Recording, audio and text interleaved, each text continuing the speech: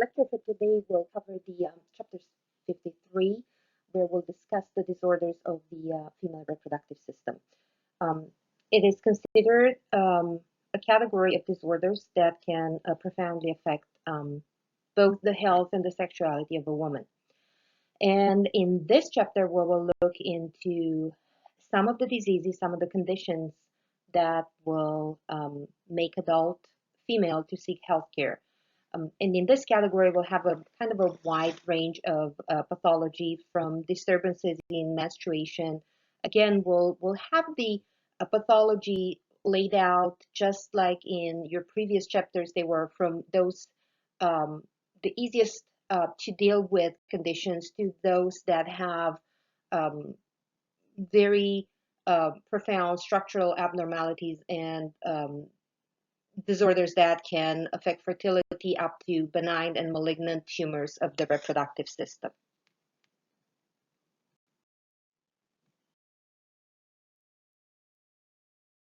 First of the conditions that we will look into related to reproductive female system is the premenstrual syndrome. This condition has a more severe form that is known as a premenstrual dysphoric disorder, or PMDD. This condition is characterized by a group of both emotional and physical symptoms that may be seen in some women. Not all of them will show those symptoms and signs somewhere about 7 to 10 days before menstruation. The real cause for this condition is unknown. However, there were some researchers that proposed some kind of hormonal connection, excess of estrogen, a deficiency in progesterone, a combination of those two, all kind of hypothalamic or pituitary malfunctioning. And some of them even argued that all those symptoms are a result of some reproductive hormones action on the brain chemicals, such as the endorphins or melatonin or serotonin. So if we're looking at those patients that experience symptoms, we may have some that may experience several symptoms as weight gain, headache, nervousness and irritability. They may show personality changes. They may feel depressed. They will complain of abdominal bloating. They may complain of pain or tenderness of the breast. They will show some type of breast enlargement. They will describe craving for sweets or for salt. There will be some degree of water retention also, with swelling of the ankles, feet, and hands. They may exhibit more signs of anxiety, and some of them will show an increased physical activity. Now, how do we do the diagnosis? The diagnosis is pretty much based on the examination of the patient that will show no clear signs and symptoms of any condition. And we also will base our diagnosis on a menstrual diary, like kind of a calendar, where the patient will be asked to keep daily recordings of their symptoms for at least 2 months. And we look for a pattern. And if those symptoms occur 7 to 10 days before menstruation, well, then the diagnosis can be made on that. Now, how can we help those women? What treatments can we help them with? Well, the treatment depends on the symptom severity. It can be done by using oral contraceptives. For those that have an excess of estrogen, we can add progesterone. We can add synthetic androgens. We can treat them in terms of hormonal therapy with gonadotropin-releasing hormones, GnRH analogs. And we can do this treatment up to 6 months to see how they respond. We cannot expect to have an immediate response. Most women will not going to show high improvements in the first month of treatment. What else we can do? We can give them the non-opioid analgesics. In the same category with ibuprofen, naproxen is very efficient for this type of pelvic discomfort. We can supplement them with vitamins and minerals that most of the time they will relieve the PMS symptoms. So, is the following statement true or false? The cause of PMS is hormones.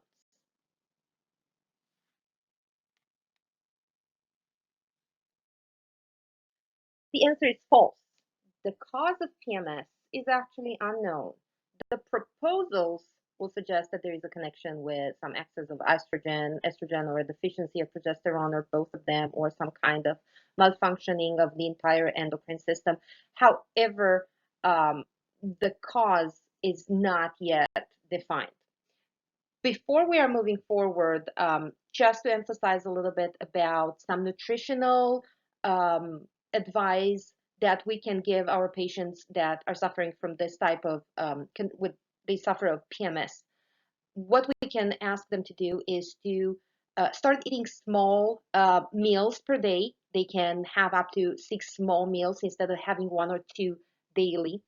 Um, we'll ask them to include complex carbohydrates in foods high in calcium while also reducing sugar and salt. And when I'm talking about complex carbohydrates, I'm talking about um, fruits type of sugars and not this kind of highly processed sugary products where the sugar comes in the simple um, form of it. We'll advise them to reduce or even eliminate caffeine, and that will help them to reduce their irritability, and that will amazingly will also reduce the breast tenderness.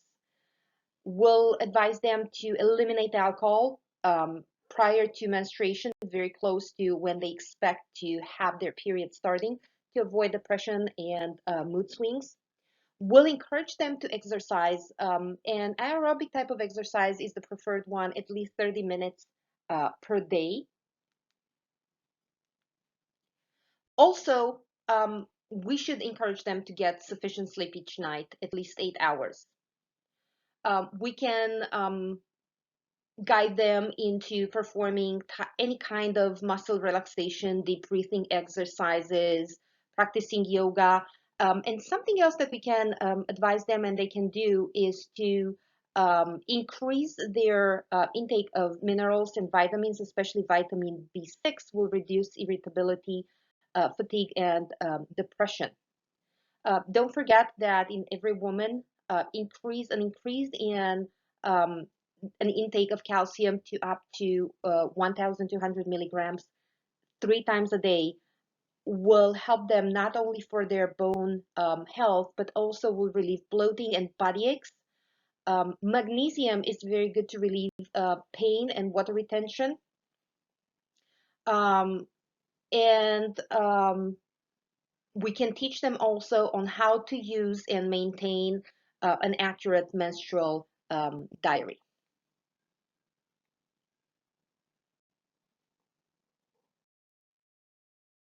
Next condition that we will discuss here is what is called dysmenorrhea. And this can be defined as a painful menstruation that can be primary or secondary. And when we look into those, a primary condition is usually idiopathic. We don't know what causes it. And when we are examining a patient, no abnormality can be found. Now, when we are looking into what is called a secondary dysmenorrhea, this will be the result of a secondary disorder. It's a result of the woman suffering from a different condition, such as endometriosis or fibroids, a displacement of the uterus, and the typical symptoms and complaints of the woman will be lower abdominal pain and cramping um, that usually is severe and maybe increase in intensity when the patient is fatigued, exposed to cold, or under some kind of anxiety or tension. What we can do for those patients is to treat them with mild non-narcotic analgesics, um, We can help release the pain by applying local heat. And of course, by treating especially in those conditions that are secondary, by treating the underlying condition, by treating the fibroids, by treating the endometriosis. One other thing that we can do is to help them by prescribing hormonal contraceptives, in short course therapies for 2 to 3 months that will help them to deal with the symptoms during this time. In addition, for releasing the symptoms, what else we can advise our patients is to, beside the local application of heat, is to take warm showers. To use heating pads or water bottle is the same type of local application of heat. And we can demonstrate them on how to use what is called the knee chest position, especially in those cases, in those patients that they have a retroverted, a backward tilt of the uterus. And just like as with the PMS syndrome, it's very wise to advise them about adequate rest, good nutrition, and as much as they can do to find ways to relieve their stress.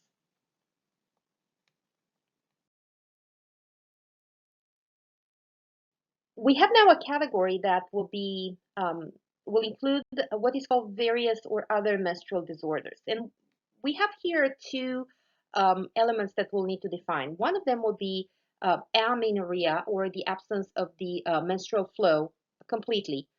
That can have two causes, can be primary, and this is a term that usually we use in a woman that is reaching the reproductive age, but she never had a menstruation. Whenever we have a woman that had menstruation at puberty, had through her life menses, and at a certain point the menstrual cycle stops, we will call that secondary amenorrhea. Now, we have one form of secondary amenorrhea that it's normal, and it happens during pregnancy. Another type of secondary amenorrhea is seen at menopause. Most of the women will have the same type of secondary amenorrhea during lactation, or in those cases when the ovaries and or uterus are surgically removed.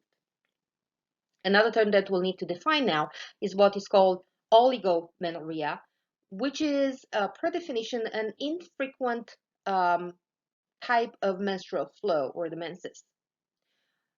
While it is perfectly normal for adolescent females to have this type of oligomenorrhea, infrequent, they don't come at well-established intervals of time, and it's normal in young people during their second year, immediately after they establish their menstrual cycles.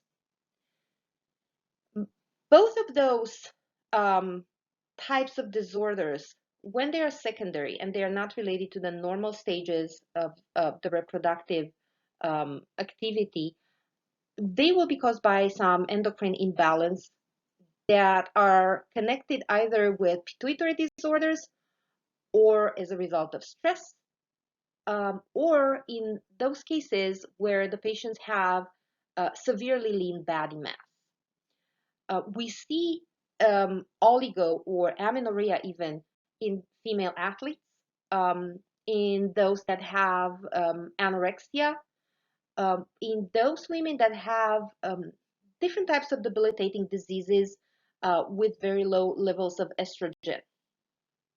So the treatment in those conditions, what we do, we will focus on correcting the underlying cause.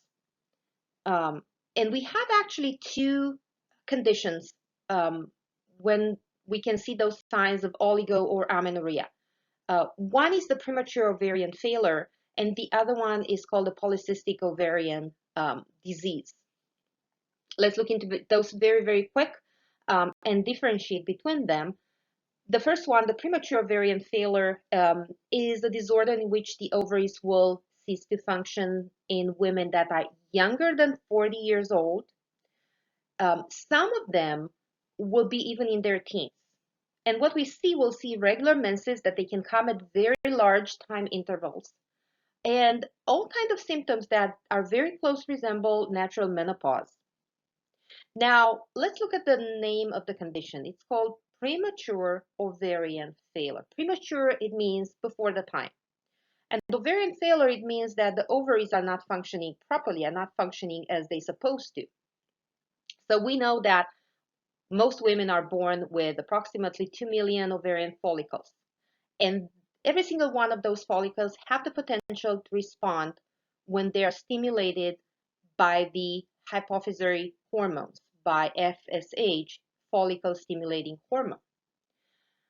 So in those that have premature ovarian failure, a lot of times we realize that in those cases, the patients are unresponsive to the hormones from the pituitary gland. They are unresponsive to FSH.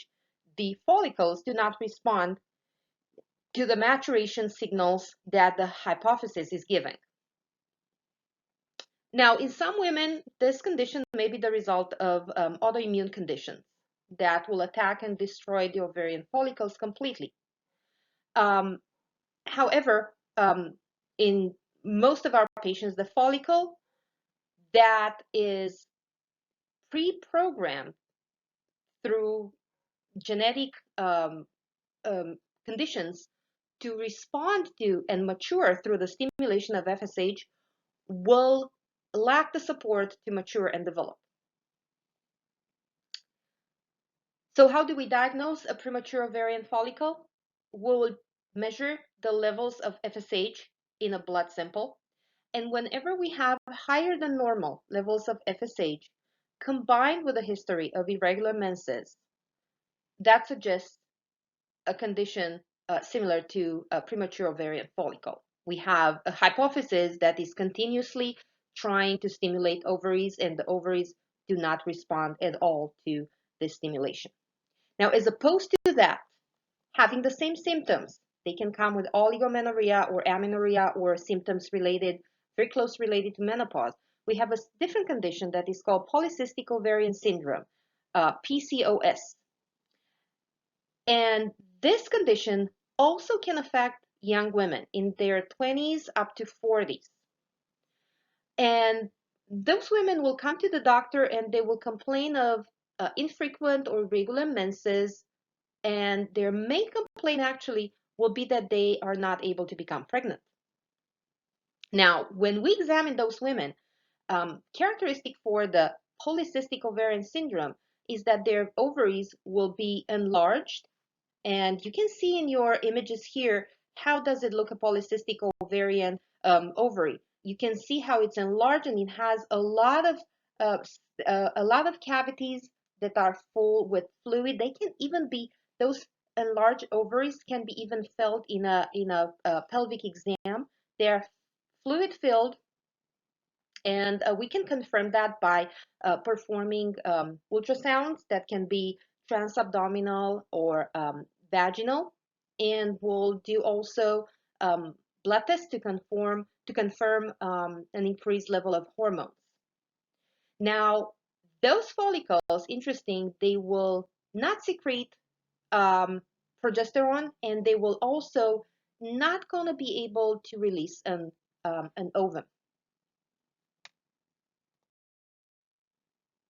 Now, in order to receive the credits for your hourly attendance for today, throughout the lectures today, you will have a couple of questions that you will need to answer and post the answers back into your OneNote.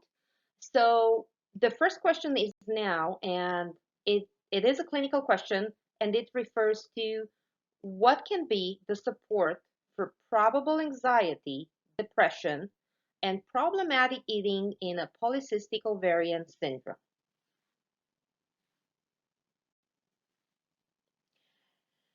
Another condition that involves the menstrual disorder is called menorrhagia, which is an excessive bleeding at the time of normal menstruation.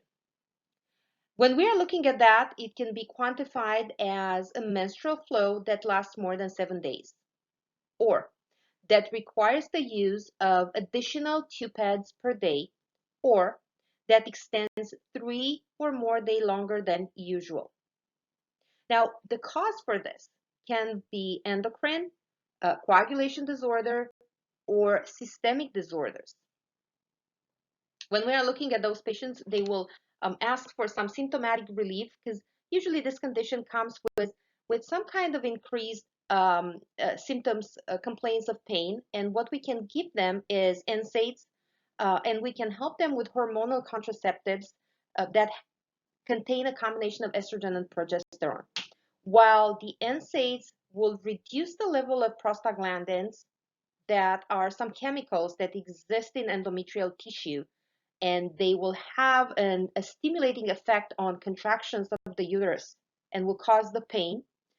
The hormonal contraceptives, what we'll do, we'll see them as what is called the quote unquote pill period, which will prevent a hyperdevelopment of the mucosa during the menstrual cycle, and will be characterized by light menstrual bleeding. In some of those patients, we will decide that they need DNC, dilation and curettage, and that provides some kind of symptomatic relief. Also, we may want to do that just to make sure in patients that are a little bit older that we can confirm that there is no additional malignant condition that contributes to the symptoms. Another type of treatment that we can do is what is called endometrial ablation. It's a photodynamic therapy that can use either electricity, diathermia, or photodynamic therapy, or uterine balloon therapy that has very hot water inside that will completely destroy the germinal layer of the mucosa.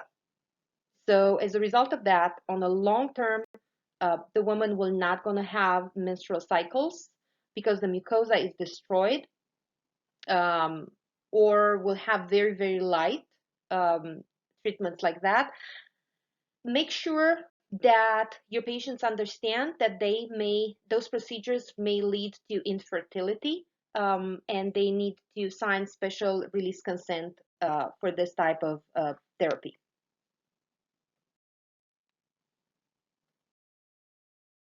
Let's answer the following statement if it's true or false.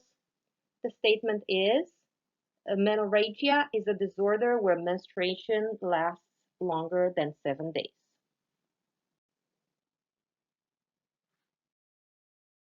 And the correct answer is true. Yes, menorrhagia is a disorder where menstruation lasts longer than 7 days. And as a cause for that, we can look for endocrine disorders, coagulation disorders, or sometimes a symptom of a more serious condition.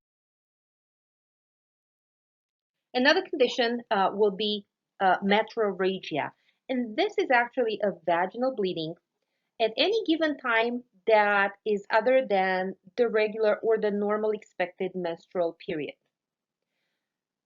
The amount of blood lost during those episodes is totally not important. It can be just spotting, or it can be important in terms of volumes of blood lost. This is an irregular bleeding that is usually associated with some kind of erratic, uncoordinated stimulation or a response from the pituitary glands, or a response that is erratic to the ovarian hormones. We see more of those situations in adolescent girls or in perimenopausal women. So most of the women will come and will complain that they spot for a day or two between menstrual periods. And sometimes this is what is called a functional bleeding attributed to ovulation. And it's not typically is not considered abnormal. It may stress your patients, and they can be very frightened because they don't know how to what kind of importance this has, and they will need reassurance for that. However, other kinds of atypical bleeding may include uterine malignancies, cervical irritation, or what is called a breakthrough bleeding. That may be seen with hormone replacement therapy or with low-dose hormonal contraceptives. On the other hand, whenever you have intermenstrual or postcoital, and postcoital means after intercourse bleeding, that needs to be evaluated promptly because this may mean an underlying malignancy um, existent. So we need to evaluate those types of bleeding immediately.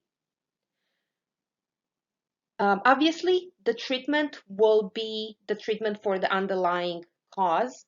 Depending on what the cause is, we may reassure only the patient that that's just a functional bleeding up to the point that we may advise the patient that they need a hysterectomy if it's the underlying cause is malignancy.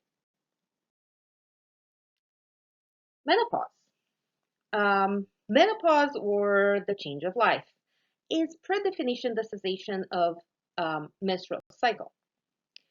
Um, Now, we have what is called the climacteric or perimenopausal period, and we describe that as the time during which the ovarian activity will gradually cease, will start to misfunction, and lose gradually its function. The actual postmenopausal period becomes 1 year after the menstruation ceases. So we need to have a patient that, when asked when they had the last period, to give us at least a year back in time to tell them that they are actually postmenopausal. So menopause is a normal and natural physiologic process. It may be seen in women between 45 and 55. That's the normal type of menopause. We have what is called an artificial type of menopause or a surgical one that occurs when the ovaries are removed. And the moment that the ovaries are removed, because since that point, we are lacking the main source of hormones, the menopause is immediate and can occur at any age, depending on the age of the patient when they had the ovaries removed. To have the surgical menopause, we have to have the removal of both ovaries. If your patient had only one ovary removed, they are not at menopause. One ovary is still enough to provide enough hormones for the function of the reproductive system. Now, along with the hormone level changes, we have also a variety of reproductive and systemic effects.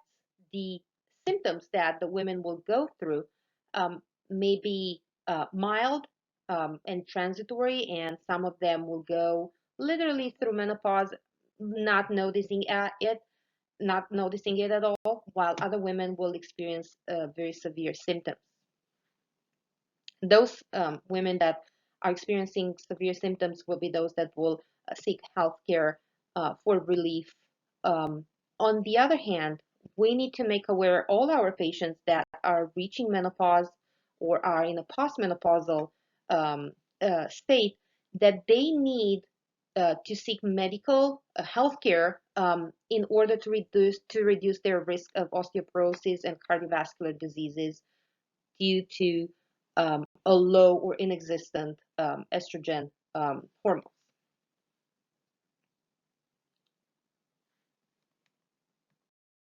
Now let's discuss a little bit the pathophysiology of menopause. So we decided and we understand that the menopause occurs, when ovarian function diminishes. As a result of that, the levels of estrogen and progesterone will be reduced up to none. There will be no ovulation at a certain point. The menstruation will become irregular until it stops. And definitely, based on that, we know that the natural reproductive capacity ends. Now, once the levels of estrogen and progesterone drop, there will be an increase in the hypothalamus release of gonadotropin release hormone that, as a result of that, will stimulate the anterior pituitary gland to release more follicular stimulating hormone, FSH, and luteinizing hormone, LH. As a result of a surge in those hormones levels. The result for the women will be an alteration in the temperature regulation. That's why women that are going through menopause, they will suffer of what is called hot flashes. They will have sleep disturbances. They will have disequilibrium in their mood. So those are at the level of emotional or physiological symptoms. Now, if we are looking into local effects of estrogen deficiency, we'll see that there is a thinning of the vaginal wall. There will be both breast and uterine atrophy, and along with that will be a loss of bone density. Those women at menopause will have an increased risk for heart disease and stroke just as a result of estrogen reduction. There is an increased risk for depression to establish at this point in a lot of patients. So when we assess our patients, we need to look for changing menstrual patterns, including a type of irregular periods, a patient that have perfectly regular periods and now they don't know when the period will come, the intervals are becoming wider and wider, they are scanty, or in some other cases, they may be unusually high flow of menstrual blood loss. They can be the signal of the onset of menopause. Now, when we are looking at the perimenopausal period, that is the transitional period surrounding the menopause. And a lot of patients may have what is called vasomotor disturbances as hot flashes, sweating, sleep disturbance. They are irritable. They may have more depression symptoms. They experience vaginal dryness. They may experience diminished libido, and libido is what is called interest or desire for sex. They may experience dyspareunia, that is a discomfort during intercourse. All those symptoms may bring a woman to seek medical help. We can even demonstrate those changes by doing a pap smear that will show cells and vaginal structures that present the elements of a decrease in estrogen production. What will be a good treatment for that will be administering hormone replacement therapy. We have a few options for that. We can have a combination of estrogen and progestin. We can have just estrogen replacement therapy alone. And each patient may be a little bit different. Now, there are benefits and risks associated with all of those. So I will just name a few of them. If we're looking to estrogen alone, the risk will be an increase of stroke. Estrogens are known to increase the risk of hypercoagulability. So estrogen alone, unbalanced by progesterone, may increase the risk of the woman to develop blood clots, either in her legs or anywhere in her body, and an increased risk for strokes or pulmonary embolism. And also, by being unbalanced by progesterone, there is an increased risk of endometrial cancer for those women that did not go through a hysterectomy. If we are having estrogen that is balanced with progesterone, our patients will be in an increased risk for gallbladder disease because progesterone is increasing the stasis, is a relaxant type of hormone, is the predominant hormone during pregnancy that relaxes the muscle and prevents contractions. That's why we are on an increased risk for gallbladder disease. On the other hand, is also a hormone that has a high function and a high influence on breast tissue. So those women will be an increased risk for breast cancer and heart attacks. Now, just by looking at that, you can see how we need to know the whole history of that specific patient before we are able to prescribe a typical, a certain type of treatment. If we have someone that has varicose veins, definitely we cannot give them estrogen alone because they are at high risk for blood clots. If we have someone that has a history of breast cancer, or they have breast cancer patients in their family, first-degree relatives, then we cannot give them any kind of progesterone associated medication, because will increase their risk of developing cancer in the future.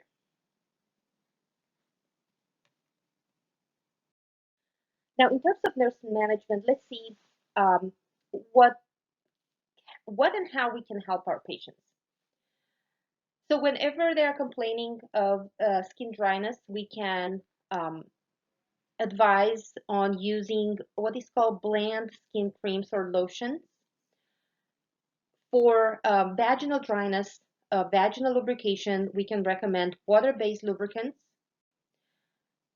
We can advise them on exercise to prevent weight gain and to prevent loss of calcium from the bones. And for that, we will want to advise them on performing weight-bearing exercises. And let's say that will be walking or jogging, anything that will use the gravity, and not swimming. Swimming is a non-weight bearing. We'll advise them on increased calcium intake by eating calcium-rich foods and or having calcium supplements in addition with vitamin D. We will advise them on benefits and risks of hormone replacement therapy, either estrogen-based or a combination of those. We need to emphasize the importance of having routine gynecological and breast exams. And we'll explain to them, we'll make them understand that any kind of breakthrough vaginal bleeding that will occur while taking hormone replacement therapy will need to be evaluated by a physician.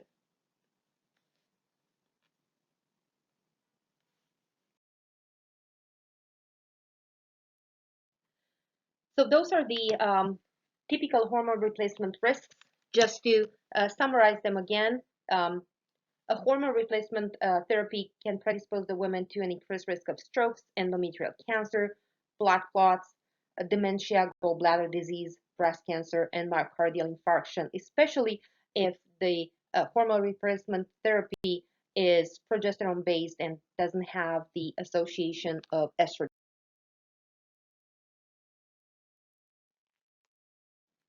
We are moving now into a different type of pathology, and we are starting with infectious and inflammatory disorders of the reproductive female system. So we have vaginitis, and vaginitis is a condition that is defined as an inflammation of the vagina. Now, in terms of pathophysiology and etiology of the condition, this can be chemical or mechanical, such as using feminine hygiene products or allergic reaction. In addition to that, we can see vaginitis as an age-related tissue changes when we see what is called atrophic vaginitis of menopause, or the bulk amount of cases, they are actually infectious. We can have bacterial vaginitis. We can have, as in Gardnerella vaginalis, we can have vaginitis that is associated with a protozoan like Trichomonas, or yeast-like infections like Candida. If you remember from anatomy, vagina has a type of self-protection, and this self-protection is ensured by some mucus-secreting cells and by maintaining an acidic environment. The pH of the vagina is kind of low, 3.5 to 4.5. However, in some situations, those protective mechanisms can be altered, can have a strike through. And as an example of that will be the use of antibiotics. Oral antibiotics may change the pH. Oral antibiotics that they are used for a completely different condition, unrelated to the reproductive system. There will be a change in those protective mechanisms in women that are used to do frequent douching and inside vaginal washing that will eliminate, will clean out, will lower the level of bacilli that maintain that type of acidic environment. At menopause, a decreased estrogen level will reduce the thickness and the moist consistency of the vaginal tissue. A special category of patients will be those that are pregnant and those with unregulated diabetes, those that are taking hormonal contraceptives with estrogens that may have an excess of glycogen in the vaginal mucus. And this excess of glycogen, which is sugar, in fact, will support the growth of microorganisms and will change the pH and will depress the number of the good bacilli that normally should be seen in the vagina. In terms of assessment and symptoms, there will be an abnormal vaginal discharge as the primary symptom. And that, based on the characteristics of the vaginal discharge, we can have an idea. We know, we kind of have we already can guess what type of pathogen is involved. If we have that type of curdy white discharge that is thick and has a strong odor, we can think about the Candida infection, which is an yeast. In addition to that, most of the women will have a burning with urination symptom. Whenever we have a discharge that is yellowish to white in color, has a foamy consistency and a foul odor, associated with severe itching in the genital area, we need to think about the Trichomonas infection, which is a protozoan. And for those grayish-white, watery discharge that has a fishy odor, a very strong fishy odor, that increases after intercourse, we need to think about a bacteria, which is Gardnerella vaginalis. How do we manage those patients? Well, we need a management, especially for the infectious vaginitis, and we'll use, depending on what type of infection we have, we'll use an antifungal, antiprotozoal, or an antibiotic. Keep in mind that most of those treatments will do have side effects, and there will be some safety warnings for our patients. If we are looking into antifungal treatments, we can use clotrimazole or miconazole for Candida as common side effects, especially if these treatments are oral and not local, not vaginal treatments.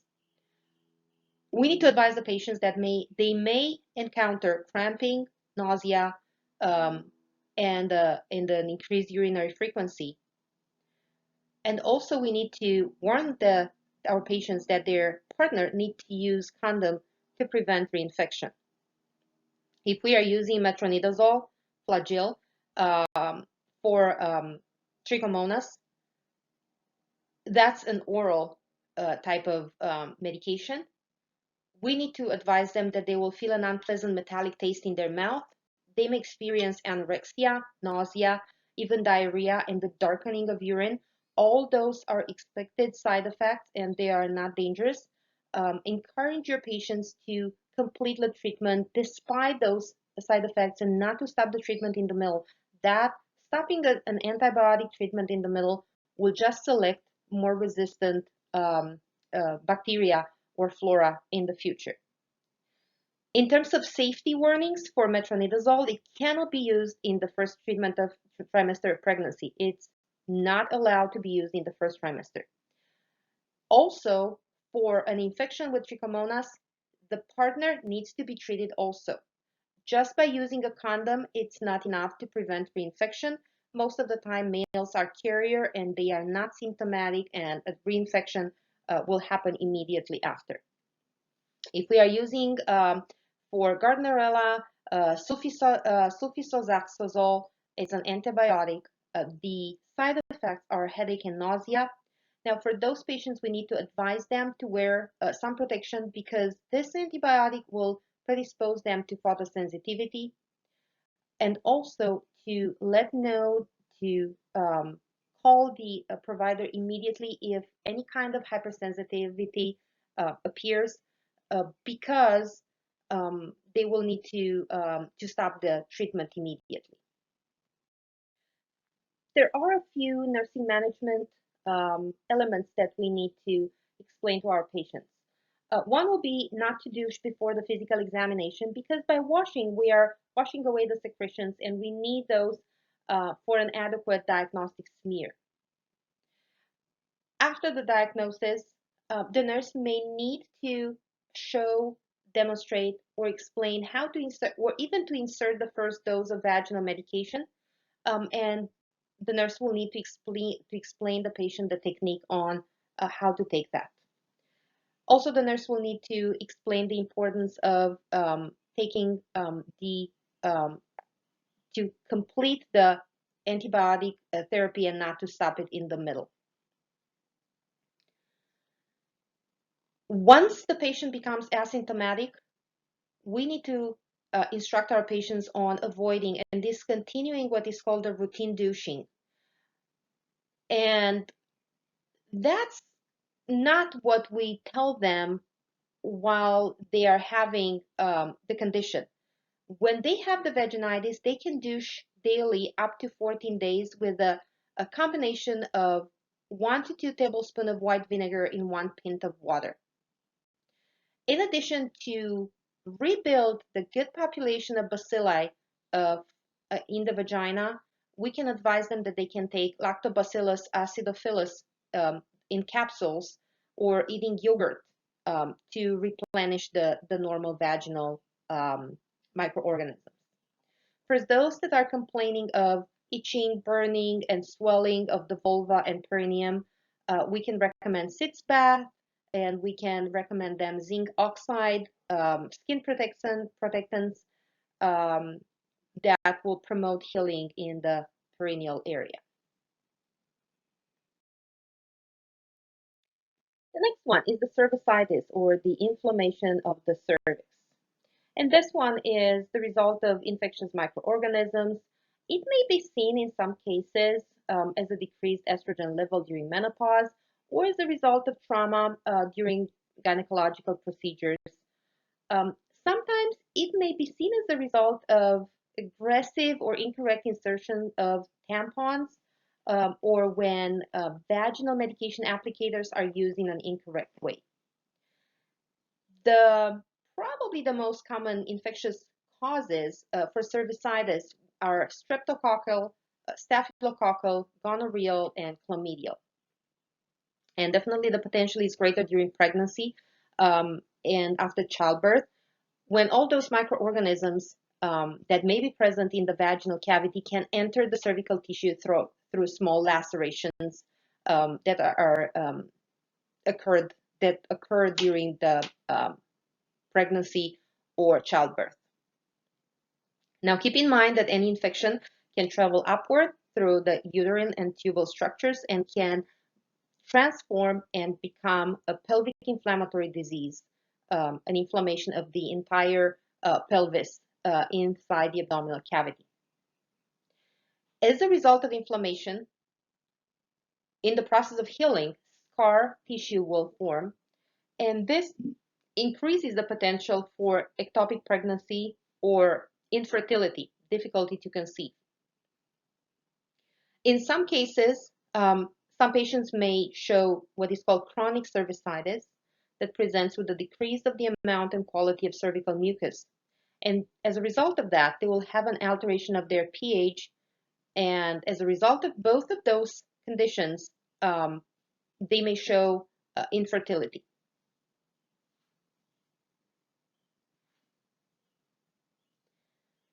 Now, what will be some findings in those patients? In most cases, what is called an early cervicitis may have no symptoms. Some patients may present with complaints of spotting or small bleedings intermenstrually or some type of vaginal discharge. Painful intercourse, which is called dyspareunia, or slight bleeding after sexual intercourse, may show up in some patients. In severe cases of cervicitis, patients are complaining of a sensation of weight or pressure in their pelvis. And the diagnosis is most of the time made by visual examination of the cervix with a microscopic examination of cervical smears that will identify the microorganism that is causing this condition. In order to treat acute cervicitis, douches and local or systemic antibiotics or a combination of those can be used. For chronic cervicitis, the treatment is electrocautery, which is actually burning of the first layer of tissues on the cervix and completely creating removing that layer of tissue. And by eliminating that, we are eliminating the cause of it, the underlying infection. Usually the healing of those conditions, it takes up to 8 weeks, can be between 6 and 8 weeks. In very severe chronic cervicitis, that can be the first stage before development of cervical cancer, the treatment is what is called conization, or a removal of the diseased portion of the cervical mucosa. It's a full surgical procedure that can be done in an outpatient setup. However, a wide area of the cervix is removed. A dilation may be needed in order to assess the endocervix, and those patients may be predisposed later to an incompetent cervix if they are trying to conceive.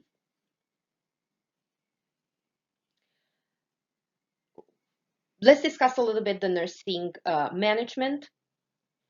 So the nurse needs to advise the patient to schedule the treatment procedures 5 to 8 days after the end of the menstrual period. That's the best time in order to reduce the potential for bleeding. The nurse needs to explain the patient how she will be positioned, and that will be a lithotomy position or the GYN exam position. Also advise the patient that what they may feel is a little bit of cramping sensation, not more than that. It's not a very strong pain. We'll advise the patient to rest more than usually for a couple of days to avoid any kind of straining or heavy lifting. Rest in bed if needed, and especially if any kind of slight or frank bleeding shows up. For something that is more than a slight bleeding, they will need to return and visit the physician. Sometimes some tiny capillaries that may bleed as a result of that may need to be cauterized again. Please advise the patients that there will be expected a grayish-green, a little bit smelly discharge may be seen about 3 weeks after the cautery when the cauterized layer of tissue will sloughing out. A slight bleeding can be anticipated about day 11 after the procedure. The woman will need to be seen between 2 and 4 weeks after the visit, the initial visit, as a follow-up visit. And we advise the patients to abstain from any sexual relations until the tissue are healed. Again, the healing may take up to 8 weeks.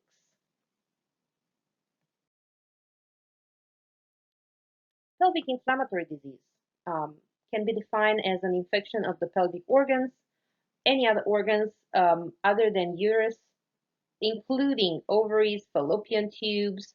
The infection of ovaries is called oophorytis, fallopian tubes infection is called salpingitis, or the pelvic vascular system and all the pelvic supporting systems. As I was saying before, the microorganisms can enter the pelvic structure through the cervix from the vagina. If you really look into this diagram, you can see that the vagina is freely open to the outside environment.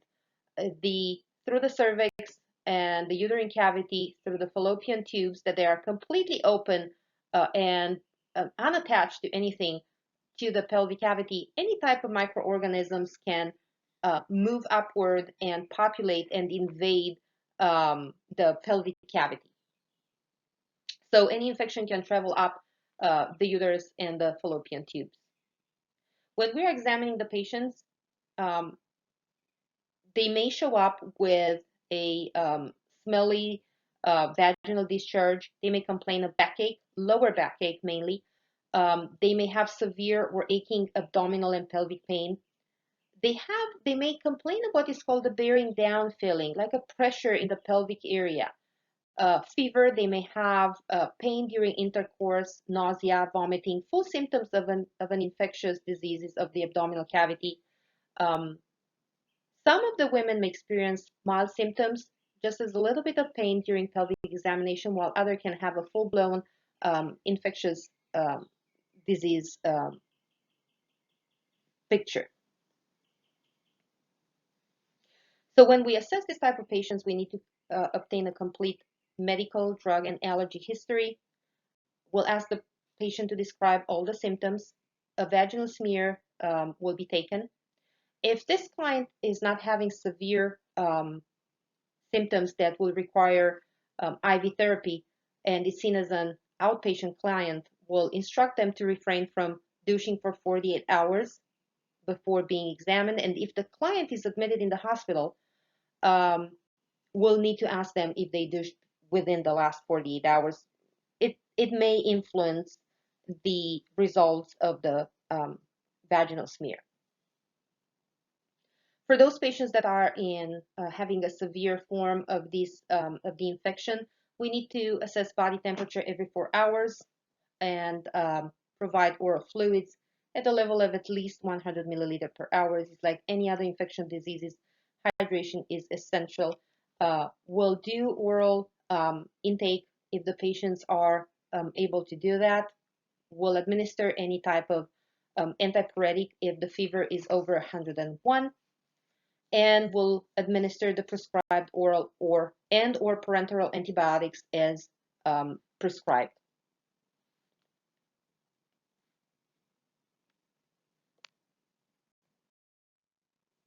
Some extreme cases may present as pelvic abscesses that may require emergency surgery. Toxic shock syndrome is a type of septic shock. If you remember, we discussed that together with other types of shock. And it's a life-threatening systemic reaction to the toxin produced by several kinds of bacteria. And some of those, the most common one encountered are Staphylococcus aureus, Streptococcus pyogenes, and Clostridium sordielli.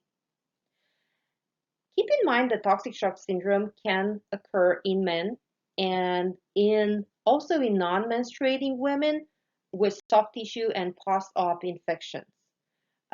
So it was described mainly in menstruating women. However, it can be seen in other categories of population.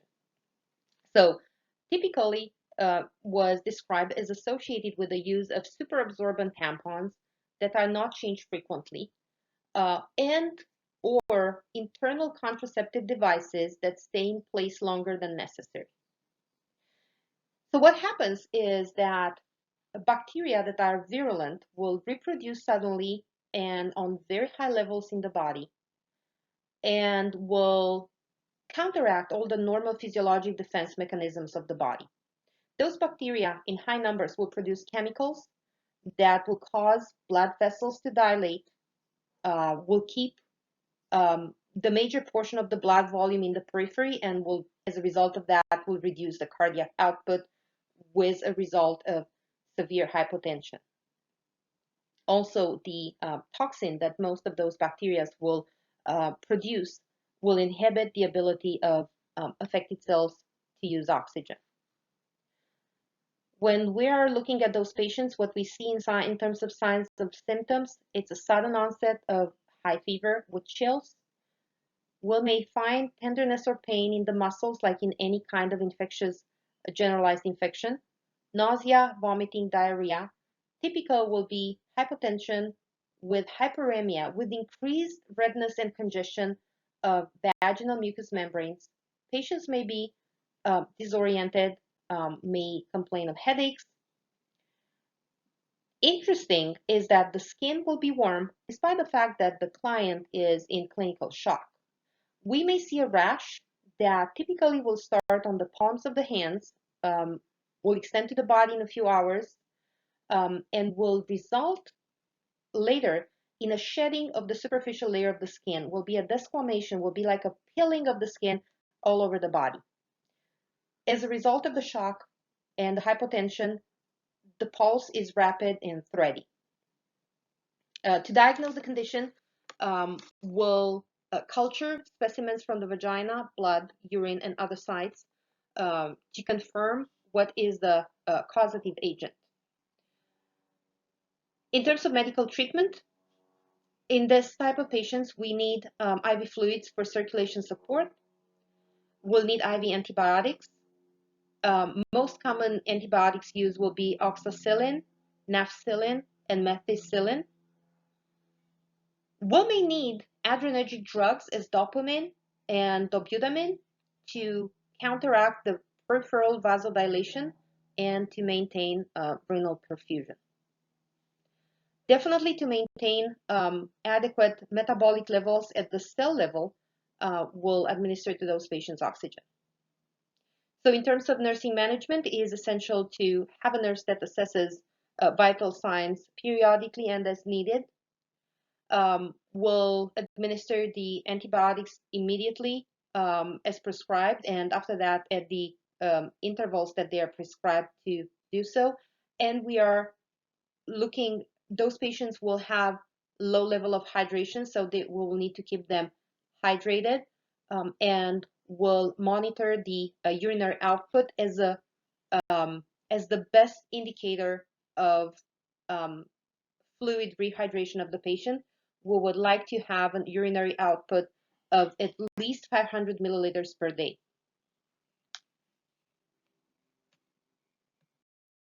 Endometriosis is a condition in which tissues with a cellular structure and function resembling that of the endometrium are found outside the uterus. And as you can see here in this picture on your presentation, you can see those dark spots that are located on the peritoneum inside the peritoneal cavity. What you see here down, it's an accumulation of fluid in the peritoneal cavity. Now, those deposits of tissue that resemble endometrium can be found anywhere, on the ovaries, on the pelvic cavity, on bowel, anywhere in the abdominal cavity. So the cause of the endometriosis, it's not really clearly understood. Some may say that is a result from remnants of embryonic tissue that stay in the abdominal cavity. Other people are advocating the fact that there is what is called retrograde menstruation, in which through the fallopian tube, small fragments of the endometrial tissue will be expelled in the abdominal cavity instead of being expelled in the vagina and outside. Now, this type of ectopic tissue will respond to stimulation of estrogen and progesterone, just like the normal uterine tissue will. So as a result of that, the tissue will bleed when the endometrium of the uterus is shedding. However, this bleeding will be inside the cavity, and there will be no outlet for this extrauterine bleeding to be done to the outside. Therefore, will be an irritant, will irritate, and will create pain, will be trapped inside the abdominal cavity, will cause pain, and even adhesions. You can see here some of the adhesions. If you see those transparent film-like projections, those are adhesions in the peritoneal cavity. They may trap under those adhesions fallopian tube, that they may become occluded, and as a result of that may have infertility, inability to conceive. Whenever this type of endometrial tissue will be enclosed in an ovary, we'll have what is called a chocolate cyst, because, and it's named chocolate because of the collection of the dark blood that develops inside.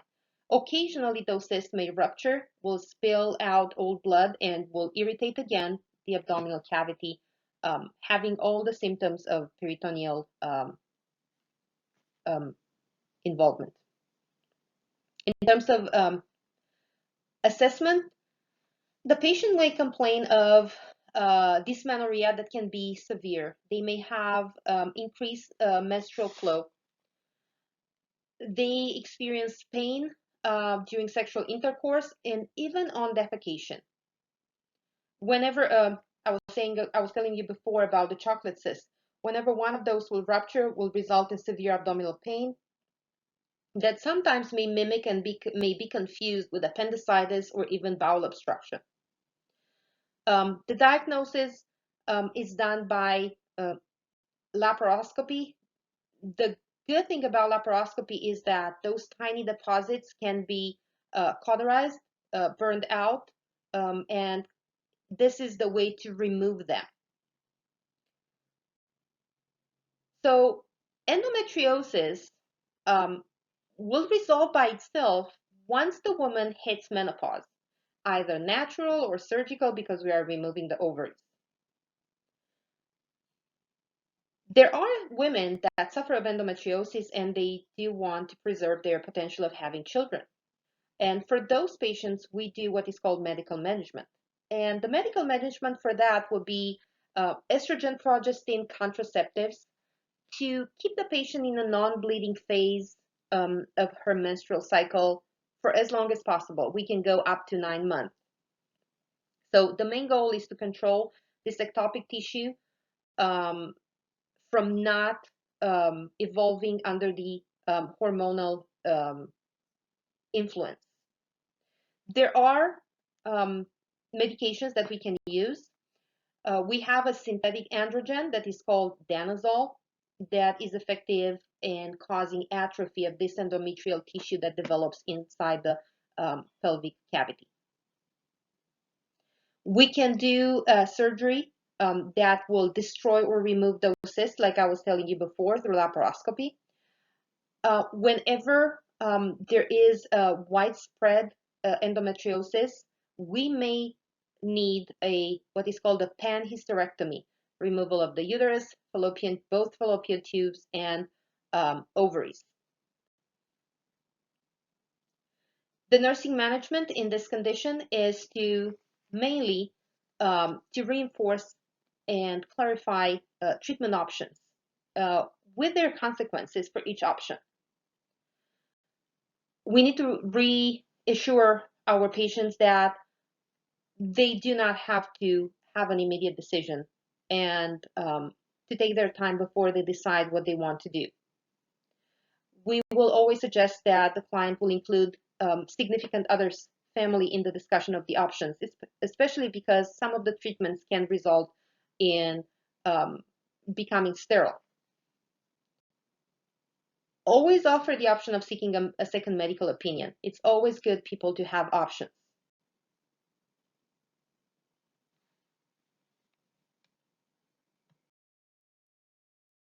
Vaginal fistulas. So any fistula can be defined as an unnatural opening between two structures. So when we are looking to the reproductive system, a vaginal fistula may be an opening between ureter and the vagina, bladder and the vagina, as vesico-vaginal fistula, like the one presented here. It's like literally a connection between those two cavities that normally should be completely separated.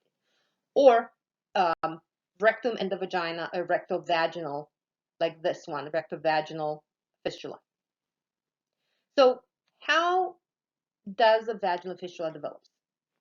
They are caused by cancer, by radiation treatments, by surgical or obstetric injury, congenital anomalies, or as a complication of a Crohn's disease, which is the inflammatory bowel disease. During the assessment, what the client will report is that either urine or stool or both, depending where the fistula is, may leak through the vagina. And the diagnosis is made by physically examining the vaginal wall. With a sterile probe, we can probe the fistula and we can inject a color, a dye, usually it's methylene blue, that can detect the exact location of the fistula. We inject them from the vagina, from the vaginal wall, and we can see it coming out through the urine, or we can see that coming out through the rectum. For those fistulas that are involving the ureters or the bladder, we may need to perform an IV pielogram to see where is the level of the fistula and how big that fistula is. In terms of management of this condition, surgery is the preferred type of management for them. Usually the surgery will be performed when the inflammation and edema is gone, and it's complicated. It's a complicated condition that requires month and month on treatment, and sometimes the surgical repair may not be possible if the tissues are in poor condition. A lot of times those fistulas will be the port for recurrent infections. So the patients may need treatments with neomycin or kanamycin to reduce the amount of bowel flora, especially for the rectovaginal fistulas.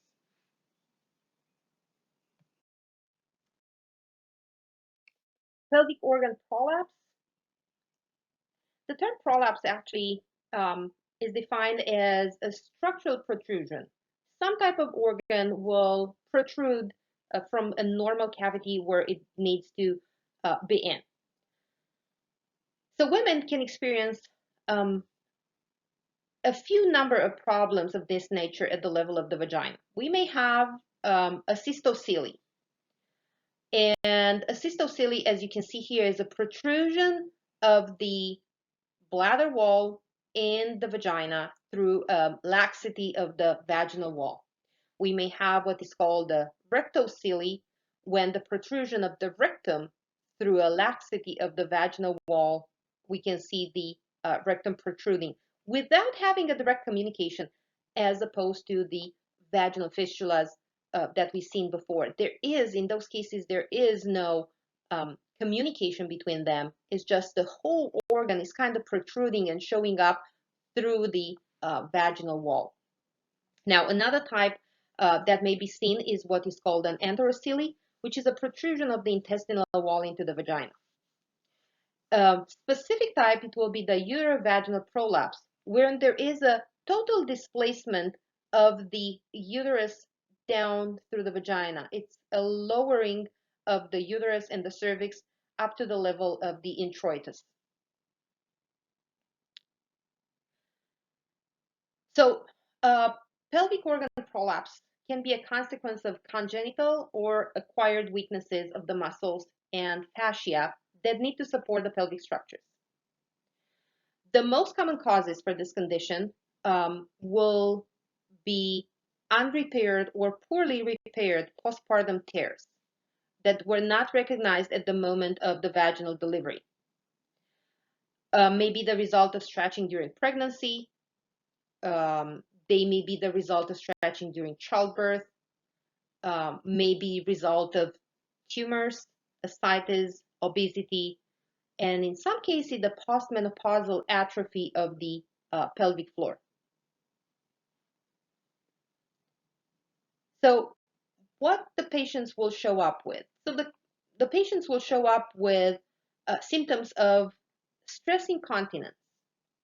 And the stress incontinence is that situation when a little bit of urine will be lost every time the woman coughs, sneezes, laughs, bear down, strains. Sometimes they will complain of, exercising, going to the gym and exercising, and they're losing a little bit of urine whenever they're straining. Sometimes there will be recurrent inflammations, cystitis, inflammation of the bladder as a result of stagnation of urine in the bladder. On the other hand, if we are looking at rectocele, one thing that is a common complaint may be constipation and backache or pelvic pain. They may complain of the feeling of something is dropping out, especially when lifting some heavy objects, or coughing. and that's typical for your uterine prolapse. The diagnostics are easy, and they are based on pelvic examination and the visual inspection of the genital area. For cystocele, we may need to do urinary tests to reproduce and demonstrate urine stress incontinence, or for determining the volume at which a client will have the sense of urgency to void. So what we can do for these patients? Well, we have some kind of medical treatment that we can perform to treat this kind of conditions, and it's usually reserved for elderly patients that are not good candidates for surgery. And we can use what is called a pessary, which is a firm donut-shaped or ring device that inserted in the upper vagina will reposition and give support to the uterus. To prevent the development of any kind of pelvic organ prolapse, we need to recommend all our patients, and especially those that are going through pregnancy, or they have multiple pregnancies, or they have a weakened pelvic floor and approaching menopause. We will recommend them to do pelvic floor strengthening exercise like the Kegel exercises. When we are looking into surgical repairs, that will be done transvaginally. And just to define the terms, the surgical repair of a cystocele is called an anterior colporrhaphy. The repair of a rectocele is called posterior colporrhaphy. Sometimes, in some extreme cases, the recommendation will be to perform a vaginal hysterectomy, that is the removal of the uterus through the vagina. In terms of nursing management, there will be a little bit more nursing management, especially when we have a patient that has a pessary that needs to be removed every night, thoroughly washed with warm and soapy water, rinsed and dry. We will need to always examine the pessary before reinserting it. We'll need to apply sterile lubricant to the pessary before reinserting it. And if the patient is complaining of discomfort, that may mean that the pessary is inserted incorrectly. It needs to be moved, or it needs to be reevaluated.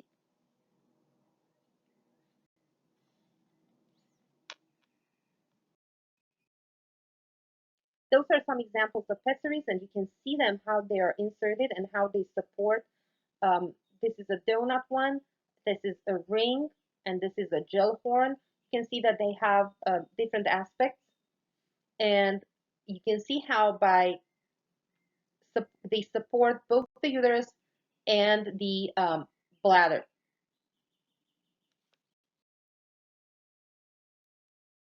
Let's look into question number 3, and the question is the following statement true or false? It is common to use a pessary as treatment for rectocele. The answer is false, and the reason is that a pessary is a treatment for cystocele. If you remember the images that I showed you before, and definitely cleaning the pessary biweekly is important to avoid. I will probably recommend you to do that more than twice biweekly. Let's look into uterine displacement. So uterus needs to be, as described, if you remember from anatomy, it has a certain position. And look at this graph for a second, and you can see that this is the normal type of positioning of the uterus. Is flexed about 45 degrees anteriorly, and the cervix is positioned posteriorly. If you can see here, cervix go posterior while the uterus is flexed 45 degrees anterior. And we have a few changes in the position of the uterus that are variations from the normal positioning of the uterus. If you look over here and you see we have what is called a retroflexion, a retroversion of the uterus. And this is probably the most common displacement. And this describes the uterus that tilts posteriorly and the cervix tilts anteriorly. We have what is called the retroflexion, where the uterus bends backward without a change in the position of the cervix. We have an anteversion that the uterus is bending forward as a whole unit, while the anteflexion will describe a uterus that is bent forward on itself. So those displacements are congenital, and sometimes the backward displacement can be the result of childbearing or scar tissue formation that will be seen in some endometriosis or PID, repeated PID patients. So positional displacement may not cause any problems, or in some cases may be the underlying reason for discomfort during menstruation and intercourse. We do have some very specific patients where that can be a cause for infertility, especially in those patients that have a retrodisplacement of the uterus. So for those with retrodisplacement, they may have backache and dysmenorrhea or pain during intercourse. They usually will seek medical examination as part of investigating why they cannot become pregnant. The examination, the bimanual examination, will establish the diagnosis. In terms of nursing management, the nurse usually performs the initial interview and will collect all the data and will assist with the GYN examination.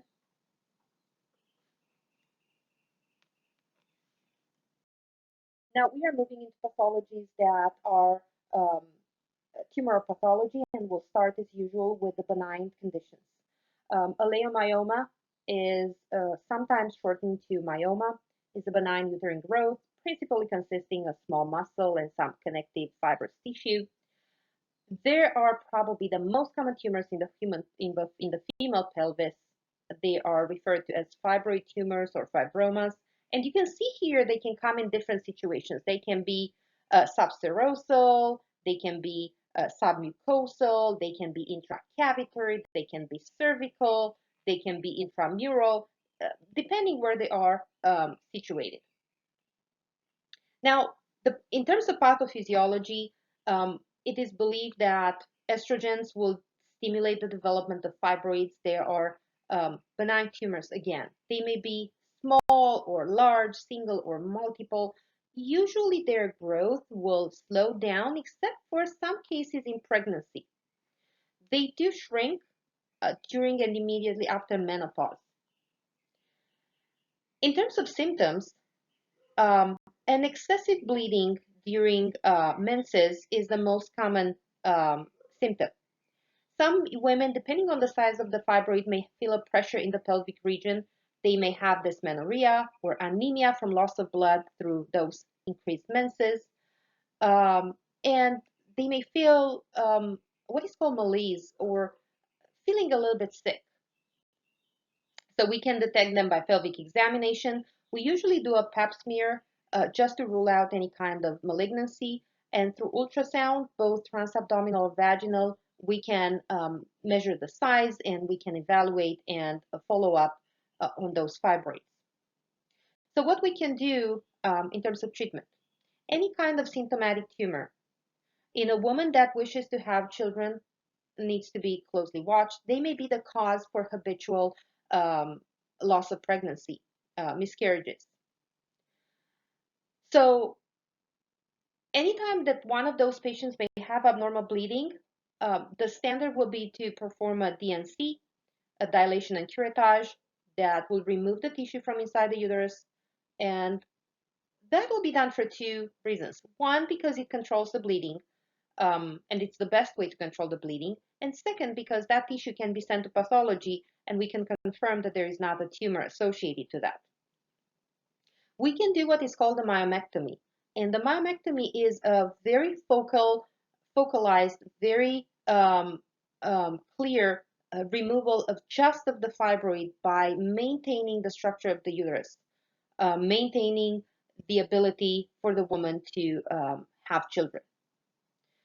There are some drug therapies that can be used, like leuprolide, which is the that's the generic term, the generic name, and the trade name is Lupron, gonadotropin releasing hormone that will decrease the estrogen levels that can be administered up to 3 months to temporarily reduce the blood loss and may allow the fibromas to shrink before surgery.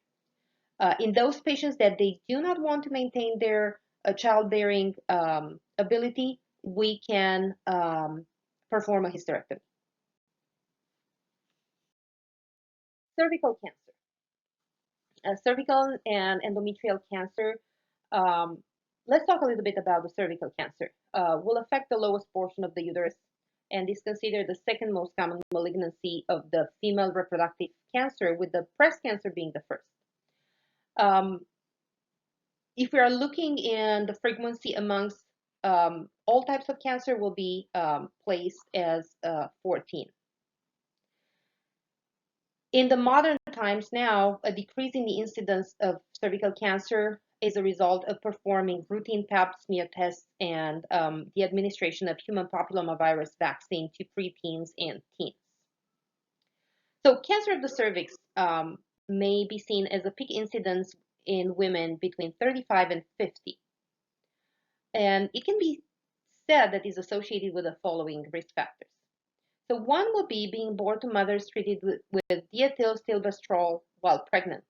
That happened many, many years ago when some women were taking some hormone therapy and they become pregnant, and the female um, um, fetus was exposed to those very high levels of estrogen.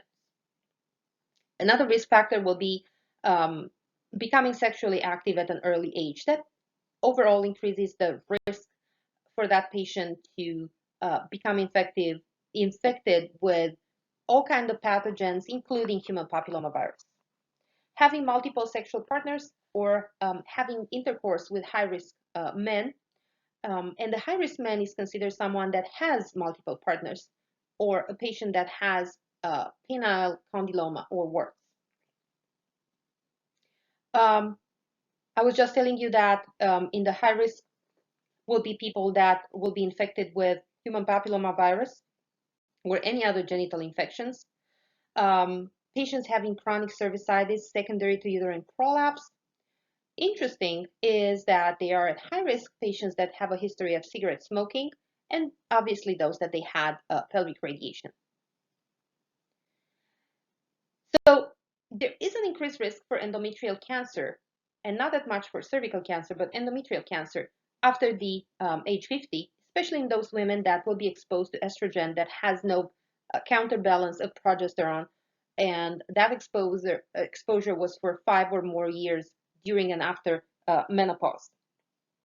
In addition, for endometrial cancer, as risk factors, we see early menarche, having first period at a very young age, late menopause, because those two categories will expose the woman to having a long time in their life that the uterus is exposed to hormones.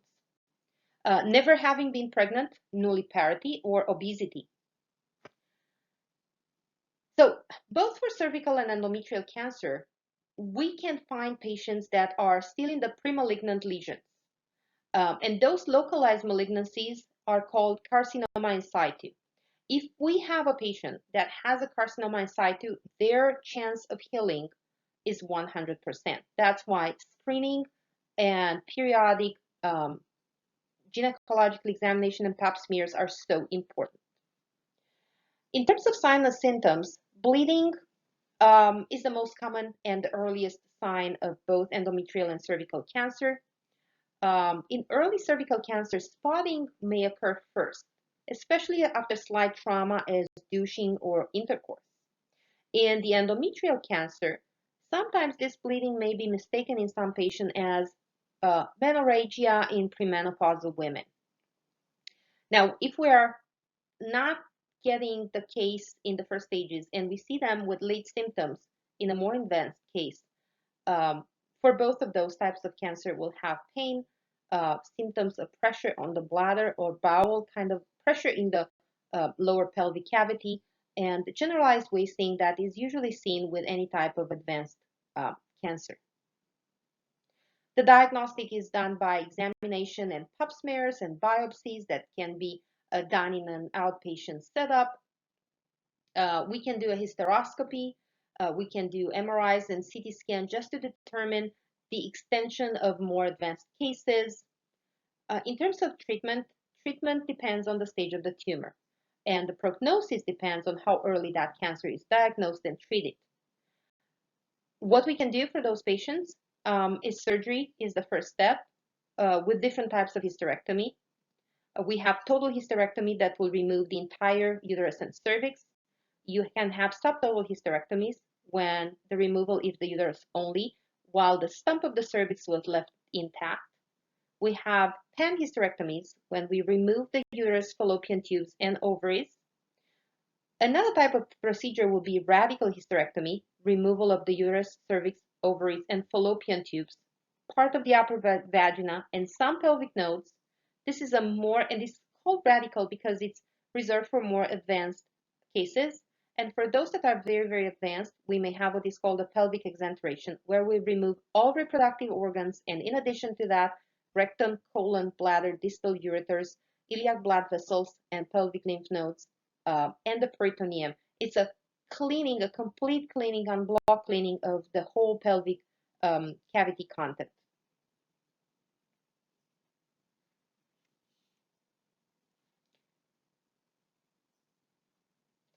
So in terms of nursing management, I think that the most important part for the nurse is to make women aware of the importance of the pelvic examination, pap smears, importance of vaccination that will prevent women from becoming infected with HPV.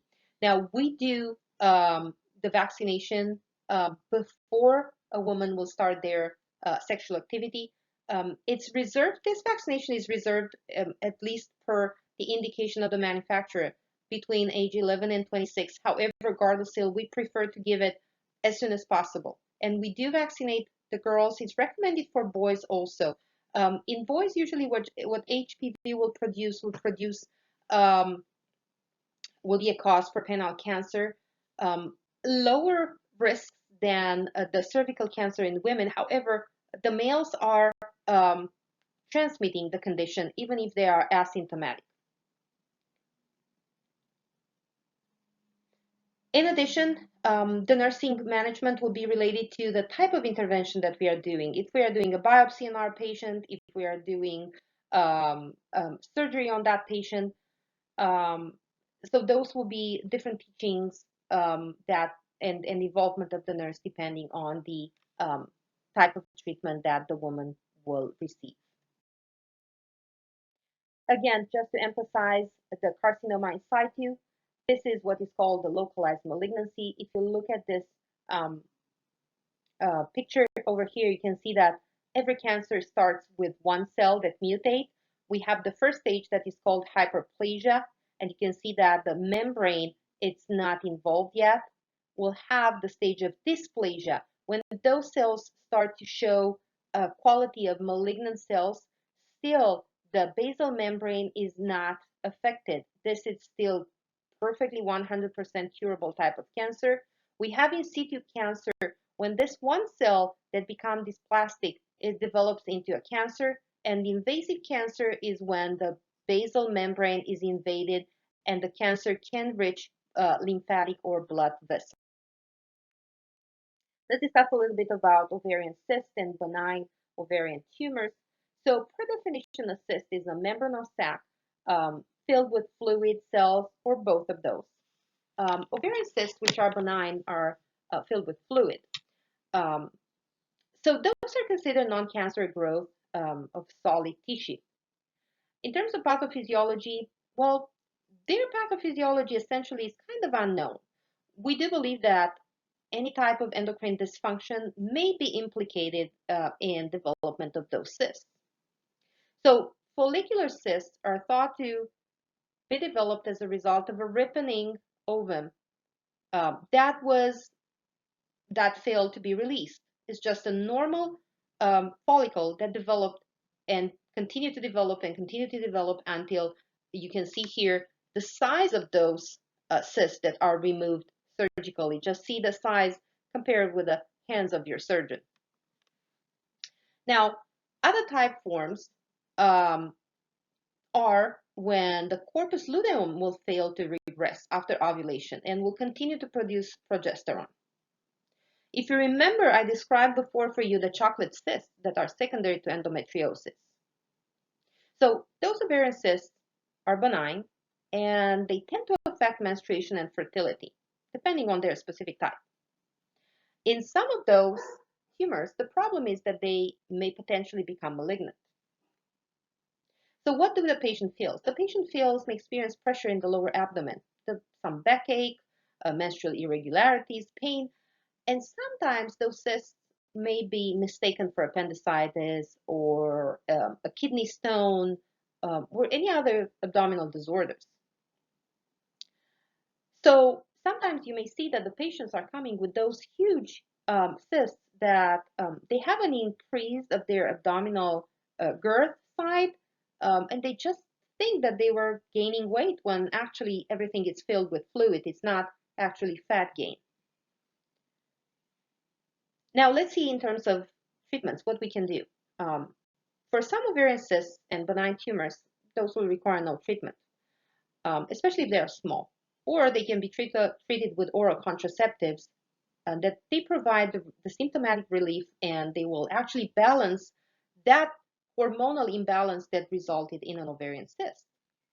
For cysts that are rupturing, sometimes surgery may be needed to complete what is called a oophorectomy, the removal of the ovary, oophorecystectomy, which is the removal of the cystic tissue only, or to perform a salpingo oophorectomy, which will be the removal of the ovary and fallopian tubes.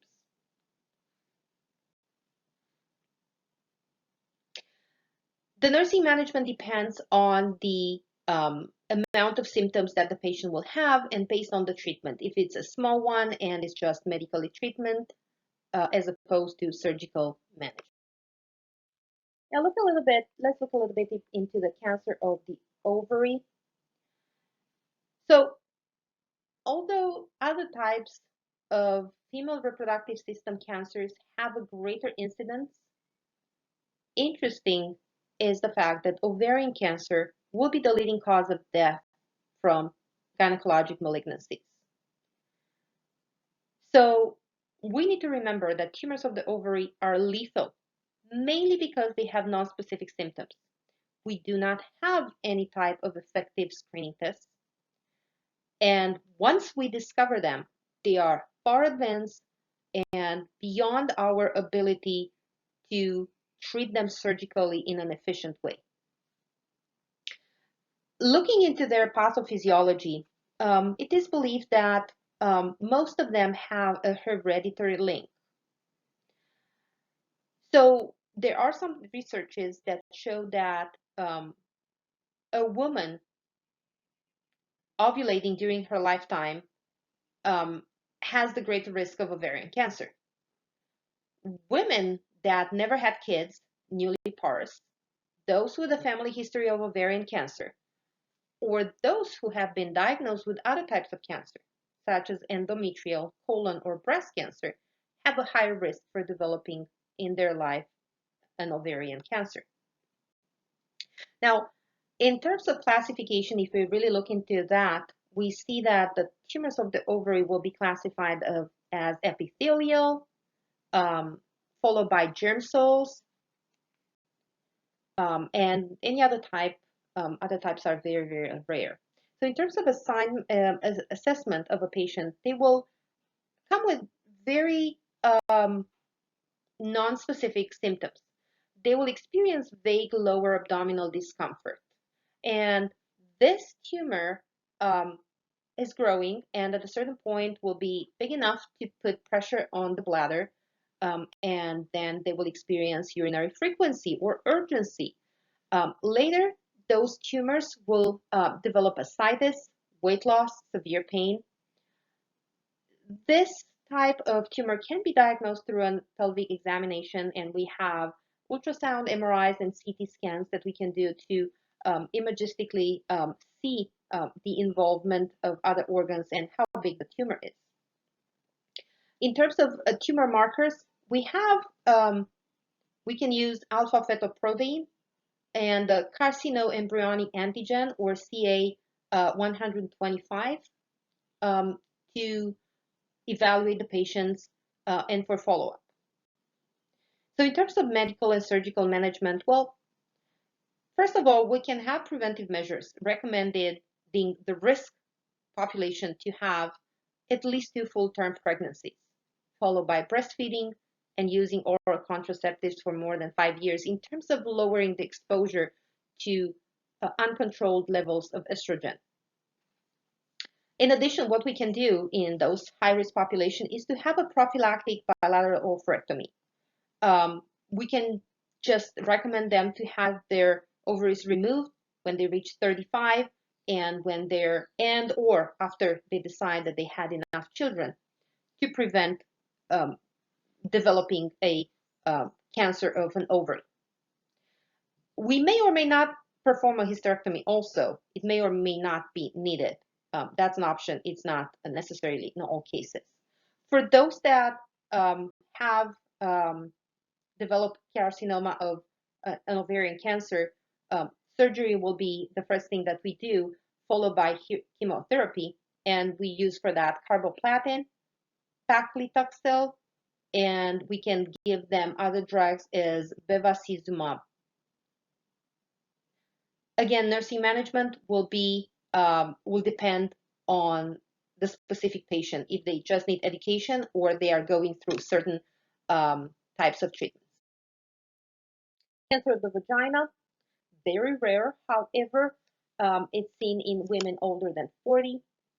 In terms of pathophysiology, it's believed that it's associated with HPV infection, with other sexually transmitted microorganisms, usage of pessaries that were unhygienically used and cleaned. So also we see that in young female that are offsprings of those mothers that were administered dihydroethyl stilbestrol during their early pregnancy. I was telling you before about that type of hormones that was used about 70 years ago. So upper portion of the vagina is the most common site, with metastatic lesion happening on the cervix and all the adjacent areas such as the vulva, uterus, or rectum. The assessment is usually as a result of an abnormal vaginal bleeding. We do a vaginal exam. We may have pain during intercourse as a complaint. Usually the lesions can be seen by visual examination and they can be biopsied and confirming the diagnosis. So the cancer of the vagina will be treated according to the extent of the tumor, with most patients going through what is called laser photovaporization treatments. Some other patients may need partial or total vaginectomy. Radiation therapy is used. As complication of those type of procedures, patients may develop fistulas or bleedings. Moving a little bit down, now we describe the vulvar cancer. Very rare, occurs in elderly women older than 60. So it's highly curable if we are able to diagnose it at an early stage. It's associated with, it's an increased risk for those that they have HPV lesions and herpes simplex type 2 infections. So keep in mind that both HPV and herpes are treatable conditions, but they are not curable. Once a patient is infected with those viruses, they will always have it in their body and they will have recurrences throughout their life. So when we are looking for this, into this type of lesions, we see that atypical cells will appear as white or pigmented raised patches. They will most commonly involve the labia major. You can see how it's over here on the labia major. It may occur also on labia minor or clitoris or the Bartholin glands. It's a slow-growing cancer. It can spread to the vagina, urethra, and the anal region.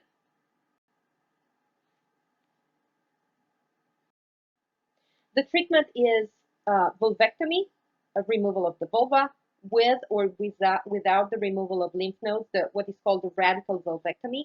Just in terms of terminology, whenever you hear the term radical in a procedure, it means that the removal will include the lymph nodes in the area.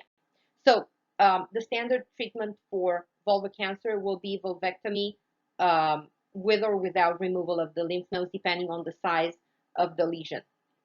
In some patients, laser photovaporization can be used as an alternative, especially for small lesions that their depth will not exceed 3 millimeters. So you understand that laser can be used only in very, very initial lesions. We do use chemotherapy in addition to radiotherapy before surgery for advanced cases. It's not proven yet that this has better result than just surgery and radiotherapy after that. For those cases that are not, that surgery is not an option for treatment because of the general condition of the patient or because the lesion is very, very advanced, what we do is wet dressing and perineal irrigation to help control the odor and the infection that usually happens because those neoplasms will ulcerate.